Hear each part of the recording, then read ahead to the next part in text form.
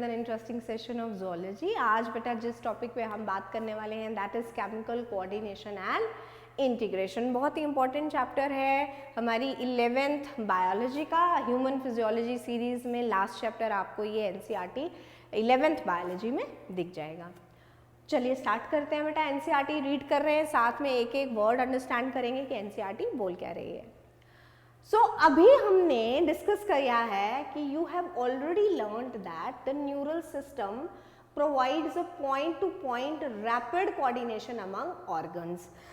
Neural system के अंदर point two point connections बनते हैं बेटा, जिसकी वजह से एक बहुत ही जल्दी देखे जाने वाला रिस्पॉन्स जो है बॉडी दिखाती है, ताकि हर तरीके का कोई भी एक मैसेज जो है वो एक सेल से दूसरे सेल या एक न्यूरॉन से दूसरे न्यूरॉन तक भेजा जा सके. बहुत जल्दी वो एक कंडक्शन जो है वहाँ पर देखने को मिलती है. The neural conduction is fast. जो न्यूरल कोऑर्डिनेशन सिस्टम है वो बहुत जल्दी काम दिखाने वाला एक सिस्टम है, लेकिन उसकी दिक्कत क्या है बेटा, वो बहुत ही शॉर्ट लिव्ड है. यानी कि न्यूरल ट्रांसमिशन जो है वो फास्टर शो करती है, लेकिन उसका जो इफेक्ट है that is short lived. On the other hand क्यों है ऐसा, क्योंकि nerve fibres do not innervate all cells of the body. जो नर्व सेल्स का इनरवेशन है बेटा वो बॉडी के हर एक सेल के पास नहीं है, तो जिसकी वजह से बहुत सारे सेल्स के अंदर वो न्यूरल सिग्नल कभी नहीं आ सकता है. तो ऐसे सेल्स तो है ना जिनको ग्रो करना है आगे जाकर, आगे कहीं ना कहीं किसी एक प्रोसेस में उनकी रिक्वायरमेंट हो सकती है. तो क्या ऐसे सेल्स को भाई आप किसी भी सेल्यूलर फंक्शन में इन्वॉल्व ना करें? तो ऐसा तो नहीं है. इसीलिए जो हमारे सेल्यूलर फंक्शंस होते हैं उनको रेगुलेट करना पड़ता है कॉन्टिन्यूसली. उस समय एक स्पेशल टाइप का कोऑर्डिनेशन और इंटीग्रेशन सिस्टम उस समय वहां पर दिखना बहुत ज़्यादा ज़रूरी होता है. इसीलिए इस फंक्शन को कैरी करने के लिए क्या बनाए जाते हैं बेटा, बॉडी के अंदर हार्मोन्स बनाए जाते हैं. तो जहां पर हमारा न्यूरल सिस्टम कहीं ना कहीं पहुंचने में असफल हो गया है, उस समय बॉडी की रेगुलेशन, उसका इंटीग्रेशन, उसकी कोऑर्डिनेशन कराने में स्पेशल केमिकल्स रिलीज किए जाते हैं. उन्हीं केमिकल्स को हम क्या नाम दे रहे हैं बेटा उस समय, हार्मोन्स का नाम दे रहे हैं. द न्यूरल सिस्टम, तो हम कह सकते हैं कि न्यूरल सिस्टम और एक ऐसा सिस्टम जिसमें कुछ सिक्रीशंस बनाई जा रही हैं, उस सिस्टम को नाम क्या दे रहे हैं हम, एंडोक्राइन सिस्टम. तो ये मिलकर बनाएंगे बॉडी का कोऑर्डिनेशन, रेगुलेशन और बहुत सारे फिजियोलॉजिकल फंक्शंस को कंट्रोल भी यही दोनों सिस्टम करते हैं. तो अगर न्यूरल सिस्टम ये अकेला ये दावा कर लेगा कि मेरी ही वजह से बॉडी के अंदर किसी भी तरीके का रिस्पॉन्स है, तो ये उसकी धारणा गलत है. न्यूरल सिस्टम और एंडोक्राइन सिस्टम दोनों मिलकर बॉडी का रेगुलेटरी कंट्रोल, फिजियोलॉजिकल कंट्रोल कायम रखते हैं. तो आई रियली होप आपको ये फर्स्ट पैराग्राफ जो NCERT बोल रही है समझ में आया होगा. सेकेंड पैराग्राफ में अगर हम बात करते हैं तो हमारे लिए ये टॉपिक का यहाँ पर मेंशन किया गया है एंडोक्राइन ग्लैंड्स एंड हार्मोन्स. तो let's understand actually what are endocrine glands. Endocrine glands बेटा ऐसे ग्लैंड्स हैं जिनके पास डक्ट्स नहीं होती हैं. एंडोक्राइन ग्लैंड्स हम मतलब आसान भाषा में कह लो भाई, ऐसे ग्लैंड्स हैं जो स्मार्ट वर्कर की तरह काम करते हैं, राइट. इनके पास they do not contain ducts, और जितनी भी सिक्रीशंस हैं, right, the secretions of endocrine glands, they are diffused directly into the blood. ये स्मार्ट ग्लैंड इसलिए है बेटा क्योंकि ये बॉडी का एक बहुत ही बड़ा ट्रांसपोर्ट मीडियम, उन्हें पता है कि ब्लड है बैठा हुआ हमारे लिए, तो हम क्यों मेहनत करेंगे डक्ट्स बनाने की? हम जो भी सिक्रीशंस बनाएंगे वो हमने कहाँ डिफ्यूज कर देनी है? सारी की सारी डाल देनी है कहाँ पर? ब्लड के। और वो ब्लड उस एक हार्मोन को अपनी टारगेट सेल तक जरूर पहुंचा देगा। इसीलिए इन ग्लैंड्स को, क्योंकि इनके पास डक्ट्स नहीं है, दे डू नॉट कंटेन डक्ट्स, इसीलिए हम इन्हें डक्टलेस ग्लैंड्स भी बोल रहे हैं। तो फॉर एग्जाम्पल अगर ये कोई एक एंडोक्राइन ग्लैंड है, राइट, और कोई दूर बैठा हुआ एक कोई टारगेट सेल है, so for example if this is the target cell, तो इसको इस हार्मोन की ज़रूरत है जो इस एंडोक्राइन सेल ने बनाए हैं, इस एंडोक्राइन ग्लैंड ने बनाए हैं। तो इन सिक्रीशंस को कौन उठाएगा बेटा? इन सिक्रीशंस को उठाएगा हमारा ब्लड का अपना एक ट्रांसपोर्ट मीडियम, और वो क्या है? हमारा ब्लड है। तो ये सारी सिक्रीशंस जो हैं कहाँ पर डाल दी जाएंगी? ब्लड के अंदर डाल दी जाएंगी। तो डाल दी हैं, और उसी ब्लड के सहारे ये सारी सिक्रीशंस हम कहाँ पहुँचा देंगे? टारगेट सेल तक पहुँचा देंगे। तो हमारा मकसद जो था पूरा हो गया है। So in this way the glands are working, ठीक है। इनकी सिक्रीशंस को हम नाम क्या देते हैं? हार्मोन्स का नाम देते हैं बेटा। हमारी बॉडी में एक दूसरा set of glands is also present. तो आपने वो स्ट्रक्चरल ऑर्गेनाइजेशन में बेटा पढ़ा होगा कि हमारे पास दूसरे टाइप ऑफ ग्लैंड्स भी हैं जिन्हें हम एक्सोक्राइन ग्लैंड्स बोलते हैं। Exocrine glands are also called as duct oriented glands, क्योंकि इनके पास भाई डक्ट्स हैं, ये डक्ट्स बना सकते हैं। तो ये क्या करते हैं? जब भी किसी ने भी कोई भी सिक्रीशन बनाई, तो ये अगर कोई एक एक्सोक्राइन ग्लैंड है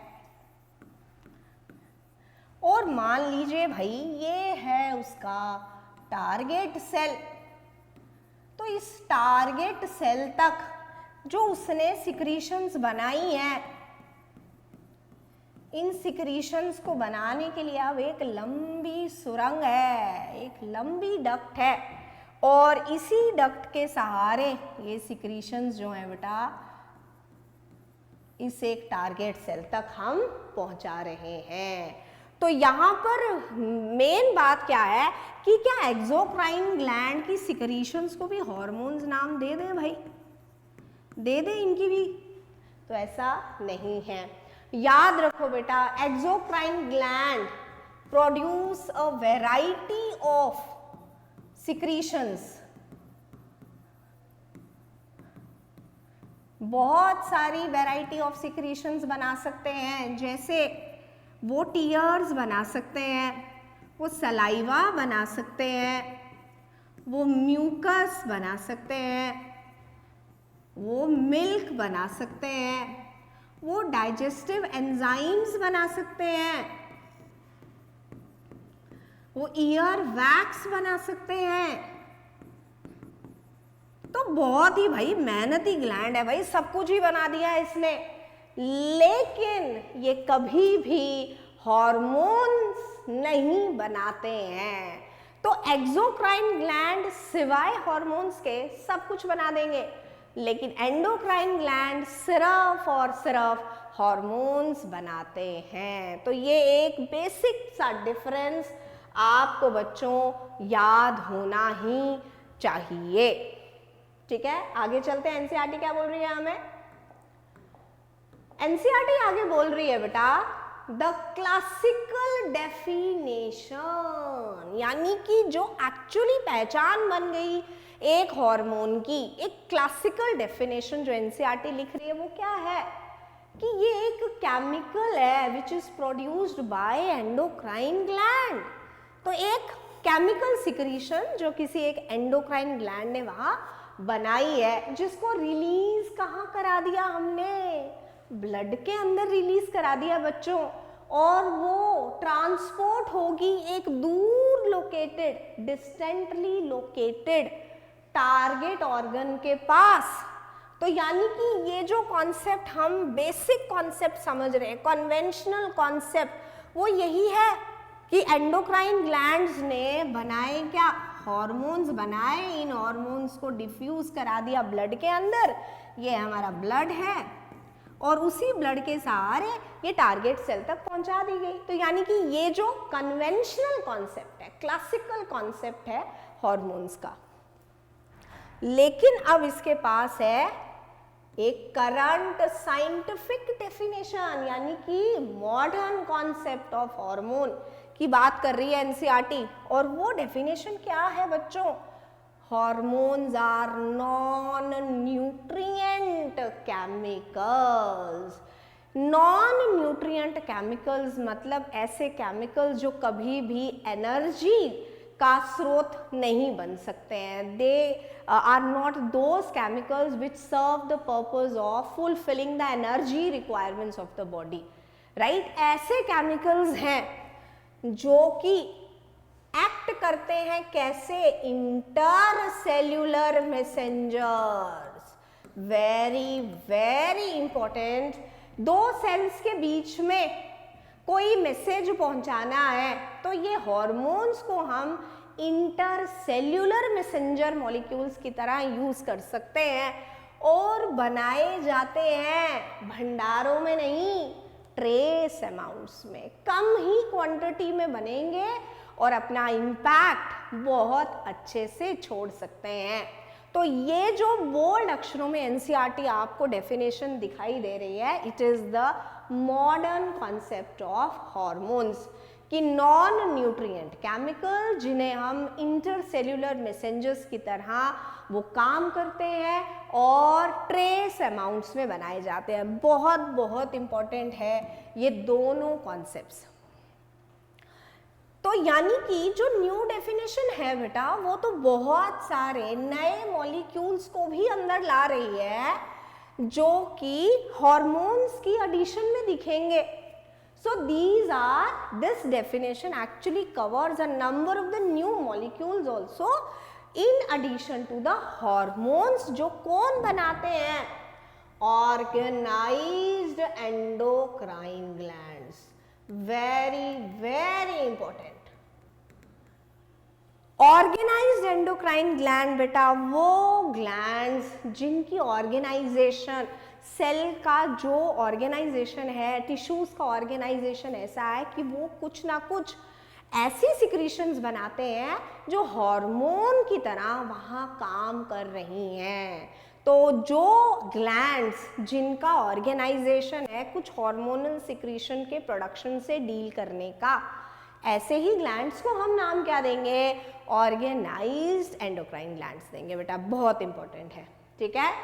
अगर हम इनवर्टिब्रेट्स की बात करें तो हमने देखा भाई इनवर्टिब्रेट्स में क्योंकि ऑर्गेनाइजेशन कॉम्प्लेक्स नहीं है, सिस्टम्स इतने ज़्यादा डेवलप नहीं है, तो उनमें जो एक सिस्टम है एंडोक्राइन सिस्टम, वो भी कैसा है, काफ़ी सिंपल टाइप का है। So they possess a very simple type of the endocrine system जहाँ कुछ ही हॉर्मोन्स प्रोड्यूस होंगे लेकिन large number of chemicals, whereas a large number of the chemical act as hormones and provide coordination in vertebrates। तो अगर इसी statement का कि इन vertebrates में क्योंकि complexities of the organ system is on a lesser extent, तो वहां से क्या होता है, हेलो स्टूडेंट्स, वेलकम टू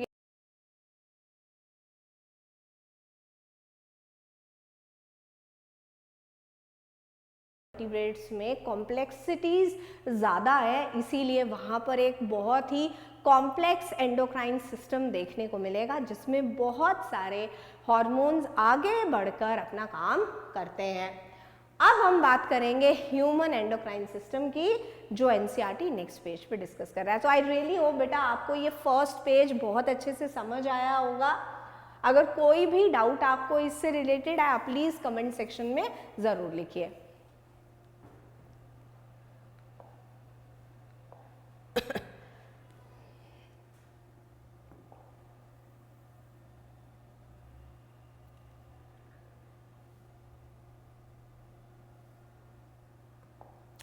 चलिए बेटा, तो आ जाइए ह्यूमन एंडोक्राइन सिस्टम की तरफ।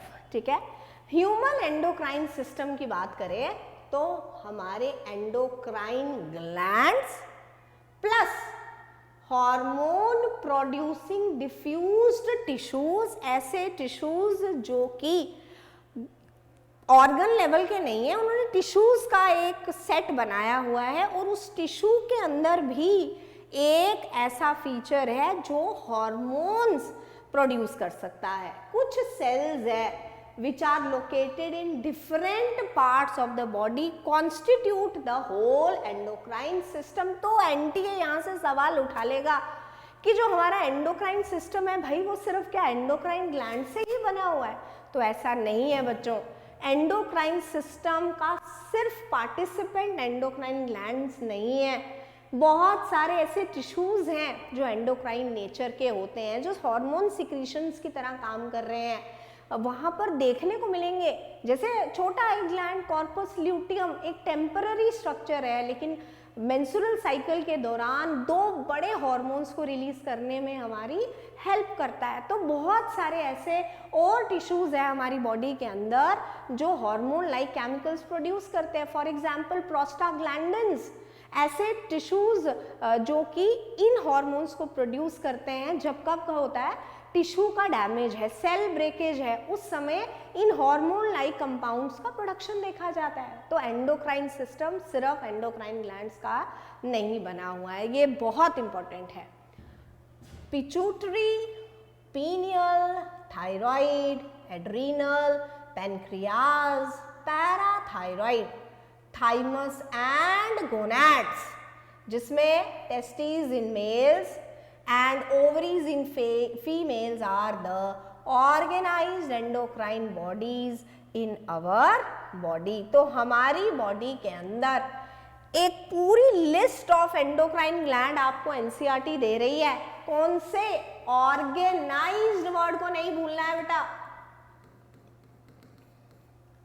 पिट्यूटरी, पीनियल, थायराइड से लेकर हमारे गोनैड्स तक किसकी तरह काम कर रहे हैं? ऑर्गेनाइज्ड एंडोक्राइन ग्लैंड्स की तरह वहां काम कर रहे हैं। समझ में आया बेटा?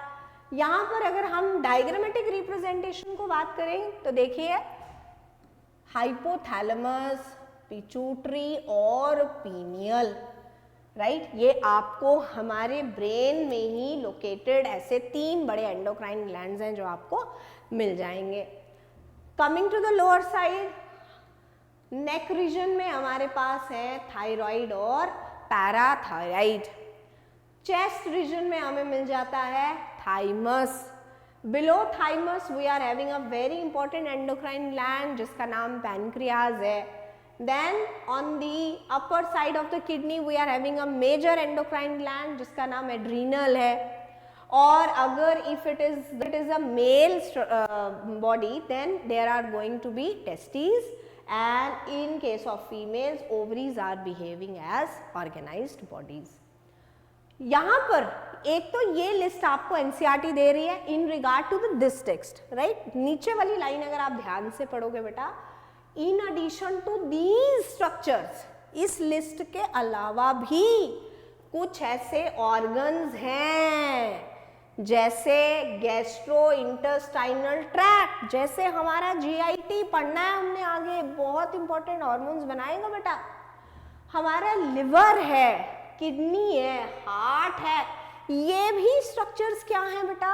हार्मोन्स को प्रोड्यूस करने वाले स्ट्रक्चर है। लेकिन एनसीईआरटी इन शब्दों के साथ ऑर्गेनाइज्ड वर्ड नहीं लिख रही है। ओके, ये याद रखना है। एक ऑर्गेनाइज्ड एंडोक्राइन की लिस्ट आपको अलग से मिल रही है और कुछ टिश्यूज, कुछ ऑर्गन्स की अलग से मिल रही है जो ऑर्गेनाइज्ड बॉडीज में नहीं आते हैं बेटा। तो डिफरेंस समझना है, ठीक है। तो यहाँ पर आपको बहुत अच्छे से इस एक पेज को समझना है।